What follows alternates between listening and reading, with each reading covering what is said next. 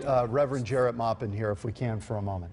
Let's first recap that 4 officers were killed in Dallas, 7 others injured in Dallas at a Black Lives Matter anti-police protest that was going on, and it was peaceful until shots rang out and 11 officers were injured, some of them gravely injured, and we know tonight that 4 have been killed. There is a protest planned in Phoenix tomorrow. Jarrett Maupin, a community leader in the African-American community, joining us on the phone. Mr. Maupin, thank you for being with us tonight. This is beyond tragic, and I think there's a lot of concern as we go forward with some of the protests planned in other cities around the country that it could also turn violent. Are you concerned? Well, I'm first of all, I'm deeply saddened and outraged by the actions of the renegade anarchists, really, that took the lives of 4 officers in Dallas. That is not the Kingian tradition of civil rights. And what I can say to bring comfort to your viewers is that at least here in Phoenix, under my leadership and with hard work, we've never had an act of violence at any of our nonviolent protest demonstrations, and they've all been nonviolent. So I'm confident in our track record and just extremely disappointed in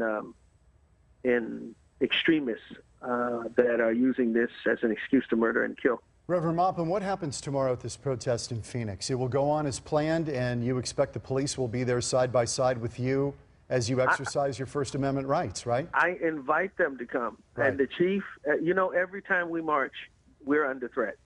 So I understand how they feel.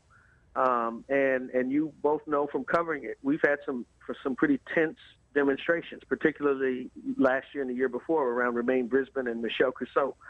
The protest tomorrow will go from City Hall to the police department, from the police department headquarters to the county attorney's office, and then from the county attorney's office, it's a long march up to, we're debating even now, up to this late hour, whether or not to go into the Roosevelt neighborhood or the FQ Story neighborhood. But we will end the march in a white, middle-class residential area. Did you ever think about calling it off? No, not once. Not once. In light of what happened in Dallas tonight, you think it's good to go forward? Absolutely, okay. Absolutely. Has anybody from the Reverend Maupin, has anybody from the city reached out to you tonight and said we need to at least look at the security here? Have you know, the chief offered to take me to breakfast. It's not about me. The chief, I've talked with them about the kind of dialogue we need to have. I Tonight, gave them some options. I spoke to them. I have a phone call to return to them as we speak. But look, there is a serious issue about racism and policing and police brutality, and we have to address it. So unless they're willing to take a meaningful step, I don't want to just have breakfast. I can have breakfast with the chief anytime. Reverend Maupin, how do you feel we stand on that issue in Phoenix compared to the rest of the country? I think we're making strides in Phoenix. But let me tell you, we've got body cameras coming. The sheriff's done an excellent job. All of his guys have them. But even though we have the racial sensitivity training, ever since they fired the consultant, it's stopped. So we're a year behind on that. The mental health training is not where it should be. And I think Washington Post said today, we're up 5% in police brutality-related killings, shootings. Even though this is a part of our national dialogue, even though we are making all these policy and political posturing we see going on, even though that's happening, these types of killings have increased by 5%. What does that tell you? It tells me that there is a sociological and a cultural shift dynamic that has to change, and that comes through conversation. It's going to be extremely uncomfortable.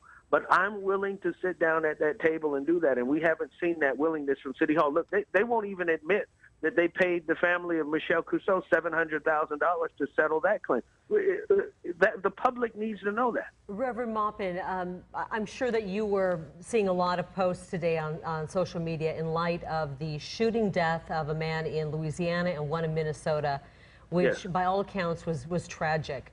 But there were a lot of posts on social media by celebrities, politicians, etc., that were very anti-police officer. Now, you have to admit that when it's all said and done with these investigations, one or more officers may be charged or they may be penalized in some way, shape, or form.